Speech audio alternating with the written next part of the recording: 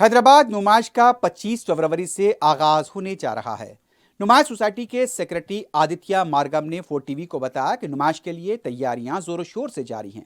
उन्होंने बताया कि हुकूमत और तमाम महकमेजात से नुमाइश के इनेकाद के लिए इजाजत मिल चुकी है। आदित्य मार्गम ने अवाम से नुमाइश का लुत्फ लेने और यहाँ के स्टॉल से इस्तेफादा करने की अपील की। उनका कहना था कि नुमाइश में सड़कों की तोसी की गई है ताकि अवाम को नुमाइश आने पर सहूलत हो सके। एक खुशखबरी है कि फरवरी 25 तारीख से नुमाइश फिर से शुरू करने की इजाज़त मिल गई है सरकार की तरफ से। तो यहाँ पे नुमाइश शुरू करने की ज़ोरदार तैयारियाँ चल रहे हैं। दुकानदार यहाँ पे आके अपनी दुकानों को सजा रहे हैं, सामान भी लगा रहे हैं और एग्ज़िबिशन सोसाइटी की तरफ से तमाम तैयारियाँ पहले से तो ऐसे ही महफूज रखे थे। जब जनवरी 2 तारीख के दिन हम लोग नुमाइश को टेम्पररीली हॉल्ट किए थे, तो तब से तो पूरे जो तैयारियां थे वो तैयारियों को ऐसे ही रखे।